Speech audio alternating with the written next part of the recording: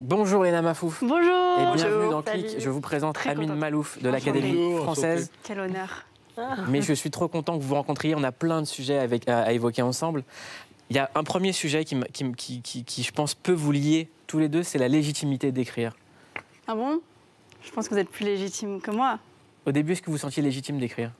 Je pense qu'on est toujours légitime d'écrire et je suis particulièrement sensible au fait que vous estimiez que le livre est important, Oui. qu'il ne suffit pas de s'exprimer sur d'autres médias, même si on a réussi brillamment sur d'autres médias, la volonté de fixer quelque chose dans un livre est importante. Et je suis sensible à cela. Ah oui? Vous êtes déjà senti illégitime? On peut se tutoyer? Ah oui. Tu Oui, t'es oui. déjà senti illégitime? Oui, dès le début, hein, ça a été... Pourtant, c'est fou parce qu'écrire, c'est la première chose qu'on apprend. J'ai l'impression, à l'école, tout le monde apprend à écrire. On nous pousse à écrire, au contraire, et à lire aussi à l'école. Mais pourtant, c'est quand même réservé à un certain secteur, on va dire, et surtout quand le livre fonctionne et qu'il se vend bien, puisque c'est ça qui compte, j'ai l'impression, par rapport aux gens, et la raison pour laquelle on a autant pointé du doigt le fait que j'étais pas légitime, c'est parce que le livre s'est bien vendu. Sinon, je pense que tout le monde n'aurait absolument rien dit sur le fait qu'une nana écrive un livre. Est-ce que vous êtes plus à l'aise avec la parole? Je suis plus à l'aise avec la parole, je suis plus à l'aise dans mes baskets aussi, et je suis plus à l'aise en général parce que c'était quand même quelque chose qu'il fallait porter et dire non mais regardez, je vous jure qu'on peut faire un truc bien même quand on est jeune et que. Mais dans ta tête, c'était quoi les paliers à éclater pour pouvoir écrire un livre? Qu'est-ce qui te disait? Moi, je peux pas. Parce que pour moi, c'est un objet sacré, quoi. J'ai fait des études littéraires, donc on a lu les grands trucs et tu sens que... Enfin, moi, je sais que j'étais pas capable de faire un Victor Hugo, par exemple. Et j'ai l'impression que si tu faisais pas ça, ça sert à rien. Et quand je suis arrivée chez Robert Laffont, à la base, pour ce projet-là, moi, je voulais faire un agenda. Donc c'était toujours plus. C'était un agenda de développement personnel avec plein de conseils. Exactement la même chose, mais pour le rendre plus légitime selon moi, il fallait juste rajouter des cases blanches avec la date dessus. Ils m'ont dit, t'es mignonne, mais ça fait un agenda de 600 pages, quoi. Donc tu vas aller nulle part avec ça. Porte tes cojones à deux mains et vas-y. Donc c'est ce que j'ai fait. Ça s'appelle Toujours plus de Léna Situation avec un S. Ton vrai nom, c'est Léna Mafouf. Ouais. Tu viens de fêter tes 23 ans. Oui. Tu es née à Paris. Oui. Tes parents sont nés en Algérie. C'est vrai. Ils ont fui le terrorisme C'est vrai aussi. et s'installent en France. Maman, styliste, modéliste, c'est elle qui t'a initié à la mode. Ouais. Ton père, lui, comédien marionnettiste, il t'a appris à raconter des histoires. Tes parents sont athées et vous apprennent la tolérance. Mais dans la maison, 3 livres, la Bible, le Coran, la Torah On les avait tous, ouais. et le libre arbitre. Et le libre arbitre. Exactement, c'est ça. T'as bien résumé les mafoufs. Avec une préférence pour lequel? Moi, je sais pas. Moi, je parle des fois à celui qui m'écoute. J'essaye de voir... Je sais pas, des fois, je dis, est-ce qu'il y a quelqu'un? J'espère que ça va. À l'école, c'était pas toujours très facile. Tu as été victime de harcèlement scolaire. Comme Et le beaucoup. sujet, c'était les cheveux frisés. Ouais, les cheveux frisés. Mais je pense qu'on avait tous notre truc. Hein. C'est pas parce que c'était les cheveux qui étaient bouclés, c'était juste oh tiens une différence parmi tant d'autres. Mais une différence chez elle, ce sera ça. Chez lui, ce sera ça. Le harcèlement, c'est quelque chose. J'ai l'impression que tout le monde en parle maintenant, mais c'est parce que ça nous a vraiment tous touchés tellement être méchant, c'était banalisé dans la cour du collège et ça a grandi, je trouve, sur les réseaux sociaux. Donc des fois, tu as l'impression de retourner, de faire un flashback direction le collège. Mais le harcèlement, oui, était quelque chose de complètement banalisé. C'est pour ça qu'aujourd'hui, dès qu'on rencontre un youtubeur ou quelqu'un sur Internet, on se dit « mais toi aussi, tu t'es fait harceler, mais vous tous, en fait ?» C'est en mode « bah ouais, mais c'est parce que du coup, on n'avait rien d'autre à faire, on n'avait plus de potes, donc on allait faire des vidéos chez nous, quoi, et on s'est tous retrouvés ensemble. » Mais Amine Malouf, elle vient de dire quelque chose de très intéressant, de être méchant, c'est devenu la norme. Est-ce qu'aujourd'hui, après des années où être méchant, être cynique, se moquer des autres, ça devenait cool, entre guillemets, est-ce que finalement, être bienveillant, c'est pas ça, être subversif en 2020? Écoutez, c'est une évolution réelle. Moi, je me souviens du temps où agressif était un mot, était un adjectif qui était à bannir quand on parlait, quand on faisait l'éloge de quelqu'un. Aujourd'hui, quand on dit de quelqu'un qu'il est agressif, c'est quasiment un compliment. Quand on dit d'un joueur qu'il est opportuniste, c'est un compliment. De mon temps, au siècle dernier, opportuniste, c'était quasiment une insulte. Je crois qu'il y a à cause probablement des réseaux sociaux, mais je pense que c'est une évolution de la société qui est devenue beaucoup plus une société de confrontation où chacun éprouve le besoin d'affirmer, parfois d'une manière agressive, qui il est, son identité, souvent en se définissant contre quelqu'un d'autre. C'est une évolution que je regrette, mais bon, il faut la constater et il ne faut pas fermer les yeux. Mais moi, il me semble, Léna, qu'il y a de la bienveillance, en fait, dans ce que vous faites. C'est-à-dire que vous voulez être une passeuse de bons sentiments. Est-ce que c'est ce que vous ressentez aussi dans votre action? J'avais pas l'impression que je faisais quelque chose d'assez novateur quand j'étais juste gentille. Et des fois, c'est fou de se dire, ouais, elle a percé parce qu'elle était gentille. Ça prouve à quel point tout ce qu'on a consommé avant, c'était un peu dur, quoi. Donc il a suffi qu'il y en ait peut-être une gentille qui se faufile un peu dans tout ça pour qu'on dise, mais c'est fou, c'est révolutionnaire. Alors que non, c'est à la base de... Enfin, moi, mes parents, si j'étais méchante... Donc voilà, j'ai continué à être gentille et c'est ce qui a fait aujourd'hui ma force, mais ça devrait être vraiment la banalité la plus banale. Aujourd'hui, il y a 1,6 million d'abonnés sur YouTube, 800 000 sur TikTok, 2,3 millions sur Instagram, plus de 240 millions de vues pour les vidéos. C'est tellement beaucoup. Mais ça veut dire qu'il y a un besoin de gentillesse. C'est fou, oui, c'est ça, je pense qu'il faut le traduire comme ça. Et le livre, s'il a fonctionné aussi, je pense que c'est parce que c'est rempli de conseils et juste de « t'inquiète pas, ça va aller ». Juste une petite tape sur l'épaule, on ne la fait pas entre nous. C'est ton cercle très, très, très proche qui est là pour toi, mais c'est difficile de trouver de la gentillesse en dehors de ça, ou parfois tu as besoin d'avoir... Parce que moi, quand ma mère me disait « t'inquiète pas, t'es très jolie, ma fille », c'est un compliment qui ne comptait pas, parce que c'est ma mère. Mais quand c'était une amie, quand c'était quelqu'un que je connaissais pas, qui t'arrête, qui te dit « ah, j'adore comment t'habilles, ah, t'es trop gentille, hein », c'est là où des fois, tu as besoin d'avoir que les autres autour de toi te rassurent. Et le roman d'Amin Maalouf s'appelle « Nos frères inattendus ». Est-ce que vous pensez qu'elle est la sœur inattendue pour des adolescents en construction? Je crois qu'il y a un mot que je retrouve dans ce que dit Léna et qui est important pour moi. C'est le mot bienveillance. Il faut avoir un regard bienveillant sur le monde, sur les proches, sur tout ce qui arrive dans le monde.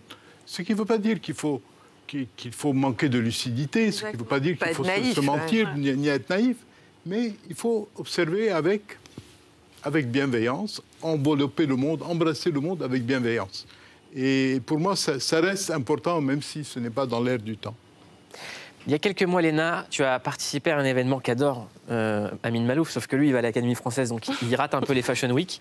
C'est la semaine de la mode, et j'aimerais qu'on regarde. On va être sportif, on va pas beaucoup dormir, on va être fatigué, mais on va adorer, c'est génial, c'est notre première Fashion Week.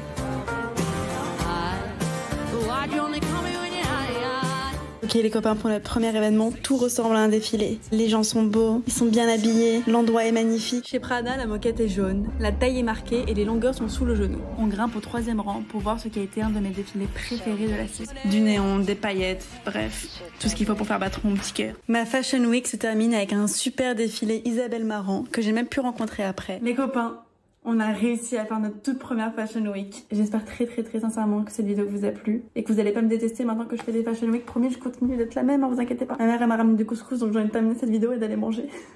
Il y a un point commun entre la littérature et la mode, c'est que c'est des milieux inaccessibles, qui paraissent fermés. Très persona non grata. Très légitimistes.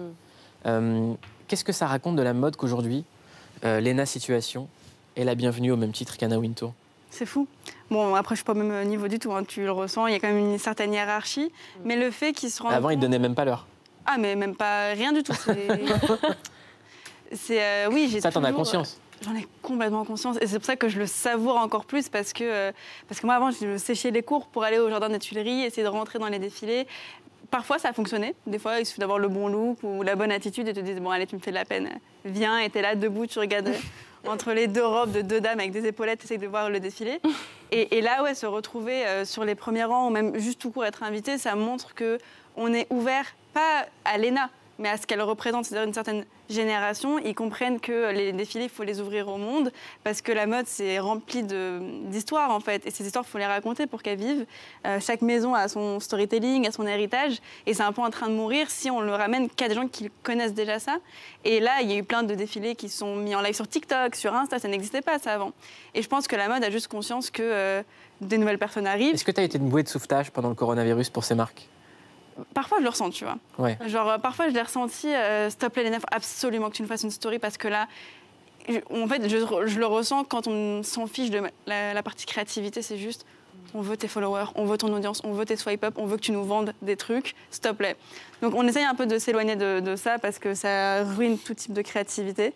Ou alors, parfois, on donne des coups de pouce, mais je préfère quand c'est moi qui vais décider vers quoi va tendre la main pour aider les gens, quoi. Quand on a un lien aussi fort que toi avec son audience, Ouais. parce qu'il faut savoir que c'est quelqu'un qui répond à tous les gens qui la suivent. Je connais des gens qui sont fans de son travail et qui me disent c'est ma grande sœur. Enfin, je connais des gens qui sont jeunes. Parce qu'en fait, elle fait quasiment une vidéo par jour où elle raconte tout, donc c'est une présence qui les accompagne. Donc quand on est confronté à cette réalité-là et qu'on arrive dans des médias différents, moi, il y a une question que je déteste entendre quand on vous reçoit ou quand on reçoit Léna Situation, c'est quoi ton métier ? Ouais. Pourquoi est-ce qu'on en est encore là, que ça n'a pas bougé ? On a l'impression qu'il y a des mondes qui n'arrivent pas à se rencontrer. Et c'est ce que raconte aussi Amine Malouf. Ça se ressent notamment quand on fait des métiers généralement qui sont très similaires au final. Les gens de la publicité ou les gens des médias plus traditionnels, on va dire, la télé, la radio, etc. C'est souvent vers eux qu'il y a un peu un affront, alors qu'au final, à la fin de la journée, on fait tous le même métier qui est apporter une information, divertir de façon visuelle, quoi. Donc j'ai l'impression qu'on fait un peu tous le même travail et c'est là où il y a eu un petit conflit, je pense. J'en peux plus de cette question, c'est quoi ton métier ? Ouais, parce qu'à force qu'on me la pose, même moi, je sais plus. Et en fait, des fois, j'ai peur de dire, bah écoutez, voilà, j'ai une entreprise, je suis chef d'entreprise, je fais mon travail. On en revient à la légitimité. Et après, des fois, t'es en mode, bah je sais pas trop, je fais des vidéos sur Internet et je sais pas pourquoi ça marche. Tu sais, des fois, tu te limites en fait de ce que tu fais, alors que toi, tu sais réellement ce que ça vaut ton travail parce que tu le fais au quotidien et que c'est toi qui fais toutes les heures, etc. Et parfois, tu te retrouves face à quelqu'un et tu te dis, bah, je suis une merde et vous me l'avez fait comprendre, donc je vais aller rentrer chez moi et je vais pleurer un petit coup parce que vous m'avez fait douter sur tout ce que je fais depuis 5 ans. Léna, il y a un point commun entre vous et Amine Malouf. Oui. C'est ce livre. C'est votre papa qui vous l'avait offert. Vous dites qu'il compte beaucoup pour vous et la préface a été écrite par Amine Malouf. Voilà, c'est pour ça que j'étais très Pourquoi contente. il est si important pour vous ? Il est tombé dans mes mains début de l'année 2020, donc c'est quand même assez récent. 2019, pardon, je dis des bêtises. Et c'est un livre, quand il te tombe dans les mains, je pense qu'il arrive au bon moment. Ça ne peut pas être lu par tout le monde, ou il faut avoir une certaine ouverture d'esprit, une certaine légèreté aussi, je pense, d'esprit quand on le lit, parce que c'est des questions très profondes. C'est des questions que tu n'as pas envie d'y répondre. Quand on te dit, bon, c'est quoi le sens de la vie ? Si tu me saoules, vas-y, arrête de poser des questions. C'est des questions qu'on n'a pas envie de se retrouver confrontés. Et au final, c'est répondu de façon tellement simple qu'on dirait que le livre a été écrit en 20 minutes. Tellement ça paraît facile. Et quand je vois quelque chose, un film, ou que je lis un livre, on dirait que ça t'est fait d'une traite, c'était hyper facile. Tu te dis, là, c'est du génie parce qu'on ne voit pas le travail qu'il y a eu derrière, tellement ça a été facile à lire, quoi. C'est Brecht qui disait, il faut le temps du travail et le temps pour effacer les traces du travail. C'est ça. Amine Malouf, c'est quoi le sens de la vie ? La vivre. Il faut vivre la vie, il faut aimer la vie. Il faut se dire que c'est une chance de vivre et tout le reste vient après. Les justifications, les problèmes. Il faut d'abord aimer la vie et se dire que c'est une merveille de vivre et de profiter de la vie.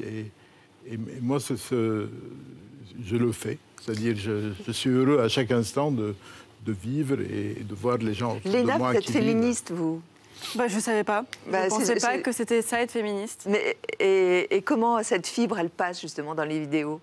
Mais je sais pas, des discours, c'est plus une attitude, je pense, au quotidien. Et c'est pour ça que je ne me rendais même pas compte que j'étais considérée comme féministe, puisque j'ai pas l'impression d'avoir fait quelque chose de fou quand je dis bah ouais, ce serait bien qu'on ait une certaine égalité. Ça me paraît plutôt. C'est encore une fois, c'est la base. Et le fait que le mot féministe existe, je pense que c'est un peu la honte. Je pense qu'il devrait disparaître. Je ne sais pas ce que vous en pensez.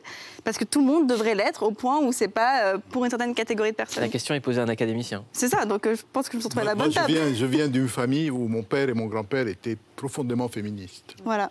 Et vous-même ? Je le suis encore plus, mais je suis entièrement d'accord avec Léna. Il faudrait que ça devienne évident que la femme doit avoir toute sa place. Et les académiciens, ils sont un peu moins. Il y a moins de femmes. Non, mais vous avez raison, c'est venu très tard, beaucoup trop tard à l'Académie. 365 ans sans femmes. Et bon, c'était l'esprit de l'époque. À mon avis, ils auraient dû commencer avant. Là, je rends hommage à Jean d'Ormesson, qui a été le premier à mener ce combat et à faire élire Marguerite Yourcenar, mais c'est vrai que ça arrive plus lentement que je ne voudrais, et j'espère que ça va arriver de plus en plus vite. Léna Mafouf se fait surnommer Léna Situation, parce qu'elle a un pouvoir magique. À chaque fois qu'il se passe quelque chose de chiant dans sa vie, elle en fait une situation et le film. J'ai jamais vu quelqu'un faire ça. C'est prendre la personne dont elle est amoureuse et raconter en vidéo leur première rencontre, et c'est ce que tu as fait. Avec Seb, on s'est disputé ce soir. Et du coup, on a une idée pour aller mieux et se rabibocher. On va refaire notre premier date. Parce que là, il m'énerve. Dans mon esprit tout divague, je me perds dans tes yeux, je me noie dans la vague de ton regard amoureux.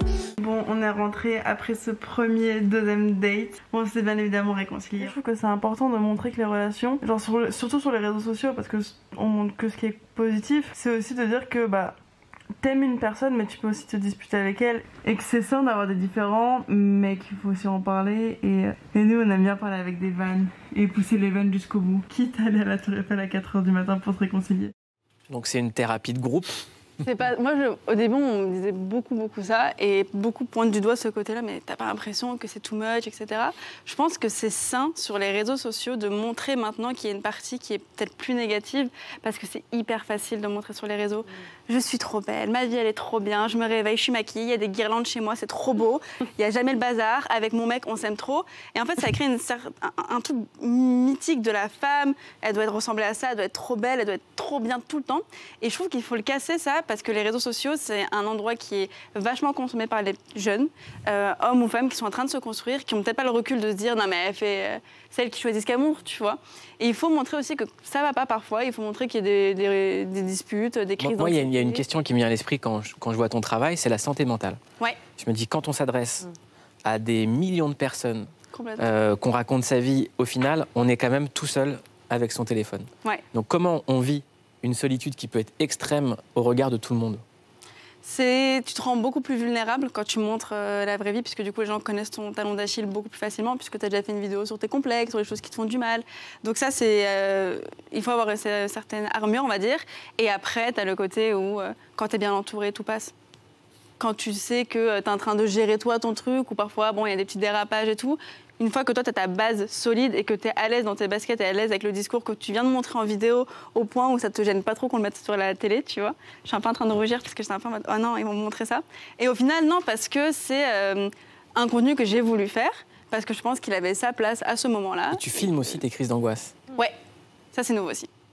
Parce qu'au début, voilà, ça m'est tombé dessus. Il y a une certaine pression des réseaux sociaux qui m'est tombée dessus avec le succès qui a été assez rapide. On n'est pas trop préparé à ça. Et je pense que l'humain, à la base, n'est pas fait pour recevoir autant d'attention, que ce soit autant d'amour ou autant de haine. L'humain, on a notre taux de haine, les gens à l'école, ou alors l'amour de la famille. Mais quand c'est décuplé par des millions de personnes, à un moment, c'est un peu oppressant. Donc il faut montrer ses fragilités. Et je pense qu'il faut montrer ses fragilités, sinon on montre quelque chose de faux et on perd tout le côté bienveillant et authentique. Et ça, si on perd ça, je pense qu'on va perdre les réseaux sociaux et que ça va se perdre comme certains autres médias, les couvertures de magazines trop photoshopées, tout ça, c'est en train de se perdre parce qu'on est en train de vendre quelque chose qui est faux. Et à un moment, on est en mode, mince, moi je suis pas comme elle, je suis pas comme lui. Zut. Tu parles aussi de ton histoire, tu parles de ton identité. Ouais. Tu parles des choses qu'on n'apprend pas à l'école, qu'on Exact. n'apprend pas dans les livres d'histoire. Amin Maalouf a écrit Les croisades vues par les Arabes. J'aimerais que vous me parliez de ce livre, en fait. C'était mon premier livre. Je venais d'arriver du Liban. Et au Liban, dans le monde arabe, il y a un certain récit des croisades. En Occident, il y a un autre récit des croisades. Et moi, j'entendais les deux. Et je me suis dit, il est important que les gens sachent qu'il y a toujours un autre récit, que le récit que l'on a soi-même n'est pas le seul. Et je me suis dit que l'exemple emblématique pour l'événement que l'on voit d'une manière complètement différente, ce sont les croisades. Et donc, j'ai voulu raconter les croisades vues de l'autre côté, Léna, comme on n'avait pas l'habitude de le voir. Est-ce que c'est pareil, Léna, avec tes origines? Ça dépend, il y a qui en face de moi, mais généralement, on ne fait pas trop... J'ai le privilège aussi de moi avoir été très, très, très à l'aise avec la personne que je suis depuis le début, puisque mes parents ne me l'ont pas appris, mais me l'ont montré, parce qu'eux étaient très à l'aise. J'ai fait face, oui, quelquefois à des trucs relous, un peu de racisme par-ci par-là, mais tellement banalisé qu'au début je pensais même pas que c'était du racisme. Je me suis dit, bon, c'est normal, je suis une arabe, traite-moi de voleuse, c'est trop drôle. Et puis après, non, en fait, attends, excuse-moi, il y a un souci, c'est plus tu grandis et plus tu te dis, mais c'était tellement, tellement banalisé qu'on se rendait même pas compte du problème. Et c'est pour les arabes, mais c'est pour tout le monde, hein, on est tous à l'étranger de l'autre, donc c'est très facile de sortir un petit truc sur l'un, sur l'autre. Donc ouais, j'essaye de montrer aussi que ça, c'est pas forcément normal.